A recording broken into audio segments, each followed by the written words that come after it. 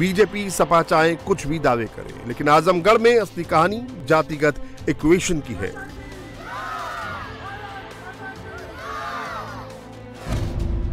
इस सीट पर 26% यादव, 14% मुसलमान, 19% दलित, 6% ब्राह्मण, 10% राजपूत और 6.6% कुर्मी वोटर हैं। समाजवादी पार्टी को 40% MY फैक्टर के भरोसे जीत की उम्मीद है,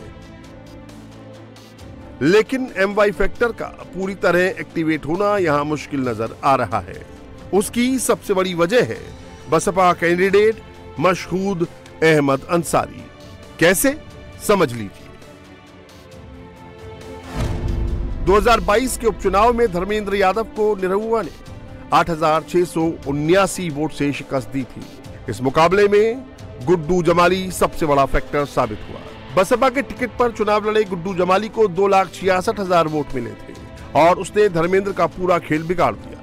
लेकिन इस बार गुड्डू जमाली समाजवादी पार्टी के साथ है, लेकिन बसपा ने मशहूद अहमद अंसारी को मैदान में उतारकर नई इक्वेशन तैयार कर दी है। मशहूद अहमद अंसारी अगर गुड्डू जमाली की तरह इफेक्टिव साबित हो गए तो धर्मेंद्र की मुश्किलें बढ़ जाएंगी। तो राजपूत लोग हैं, नाराज हैं। नाराज कोई बात नहीं है, नाराजगी क्या यहाँ पे है? किसके घर में सेन लगाए हैं? ये तो यहाँ पे है जो जीते हैं। असली मुद्दा क्या है आजमगढ़ का? असली मुद्दा, कोर मुद्दा ये विकास के लिए है। कभी कभी यहाँ पर नेताजी ने बहुत काम किया, सपा ने बहुत काम किया, अधूरा भी है, पूरा नहीं किए हैं। यहाँ पर थोड़ा सा लोगों के समूह ज़्यादा, यादव बेल्ट ज़्यादा है और मुस्लिम ज़्यादा बेल्ट ज़्यादा है, इसलिए लोग थोड़ा सा जातिवाद देखते हैं। लेकिन इन लोगों को जातिवाद नहीं देखना चाहिए, विकास देखना चाहिए।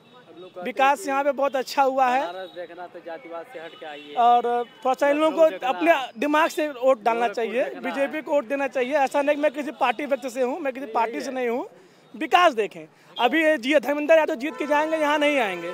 अखिलेश जीत के गए, 10 सर्टिफिकेट लेने तक नहीं आए। माहौल बहुत अच्छा है भारतीय जनता पार्टी के लिए कि यहाँ जो जमीनी स्तर पे को विकास किया है बीजेपी ने।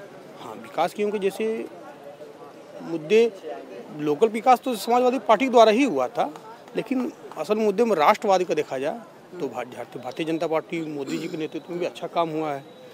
और इंसान के लिए सबसे महत्वपूर्ण चीज़ है, धर्म से बड़ा राष्ट्र होता है। और जो राष्ट्र के प्रति जो हमारे राष्ट्र को सुरक्षित करे, या जो हमारे प्रदेश में कानून व्यवस्था देखे, जहां हम सुकून से रह सके, जहां हर जगह बराबर विकास हो, हर जाति के लिए विकास हो, तो ऐसे मुद्दों पर आना चाहिए। देखिए, मेरे हिसाब से जब तक कार्यकाल हमने देखा है 2-3 लोगों का, सपा का भी देखा है और बीजेपी का भी देखा है, मुझे 15 महीने में काम दिखा है। जो एक्चुअल में बता दूं, देखा जाए तो गांव-गांव की रोडों भी कहीं-कहीं देखने को मिल रही कि बनी हुई हैं।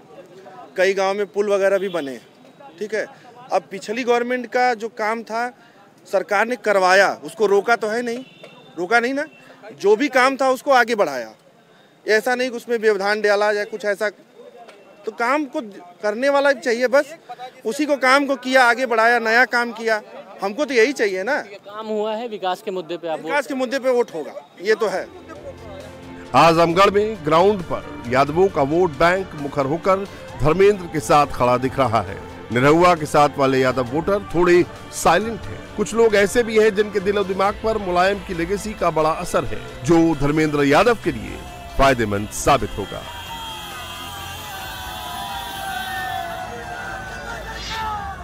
आजमगढ़ में वैसे हमेशा ही चर्चा में रहता है, लेकिन इस बार आप लोगों को किसका जोर शोर दिखाई दे रहा है? देखिए, इस बार जो है दो चीज़ें हैं। जैसे मेरे नाम के आगे सिंह है ना, तो इसका एक जो पश्चिम से हवा चली है उसका बहुत बड़ा असर है, क्योंकि अमित शाह जो है राजपूतों को बेइज्जत कर रहे हैं। 80 राजपूतों का टिकट काट दिए हैं और राजनाथ सिंह को माला नहीं पहनने दिए। जोगी जी को हटाना चाहते हैं, तो इसलिए राजपूत जो है नोटा या गठबंधन। क्योंकि निरहू ने जो काम किया है 2.5 साल में, कोई काम इनका हुआ नहीं जो समाज में दिखाई दे रहा है। ये जीरो गए हैं, काम के माने में जीरो गए हैं। और ये मुलायम सिंह आजमगढ़ जनपद में पूरे प्रदेश को अगर किसी ने जाना है तो मुलायम सिंह के नाते जाना है, स्वर्गीय मुलायम सिंह के नाम जाना है। आजमगढ़ में तो हकीकत में ये सामने जहाँ हम लोग खड़े हैं, यह लीडराबाद के नाम से चर्चित प्लेस है। यहाँ जो कुछ भी दिखाई पड़ रहा है वह मुलायम सिंह के कुनबे की देन है, मुलायम सिंह की देन है। और उसके नाते जो है धर्मेंद्र यादव चुनाव को जीत रहे हैं। तो बस सवाल वही उठता है कि अगर कामकाज इतना किया है तो विधानसभा चुनाव में पहले तो चुनाव हार जाते हैं, अखिलेश यादव सीट छोड़ते हैं, तब जाके उनको मौका मिल रहा है यहाँ पे चुनाव लड़ने के लिए। बदायूं में भी उनके परिवार के ही लड़ रहे हैं, तो फिर कैसे आप अपने कुनबे को बता रहे हैं कि भाई यादव का कुनबा आगे बढ़ रहा है? ऐसा है, जो आपने ये सवाल रखा है वो उस समय उपचुनाव का सवाल था, ठीक है। उसमें भी धर्मेंद्र का अगर वोट गिन लीजिए तो बड़ा ही माने समझिए कि आप देखें कि एक विराट उसने कायम कर दिया था। 6 महीने का चुनाव था, उसमें आए हुए थे, उन्होंने बहुत अधिक संख्या माने अपने तरफ खींच लिया था। इस नाते वो उसकी तुलना और आज की तुलना दोनों में अंतर है। माहौल बीजेपी बहुत आगे गई, बहुत आगे। 400 के पार तो विपक्ष चला गया, ये बहुत आगे गए, 7 समुंदर पार हैं। यही रिजल्ट होगा, क्योंकि मैं रिजल्ट भी बताता हूँ। क्या रिजल्ट है होगा तो फिर बता दीजिए, आंकड़े बताइए क्या रिजल्ट है। तो दिया कि विपक्ष गया 400 के पार, अब बीजेपी गई 7 समुंदर पार। यही रिजल्ट है।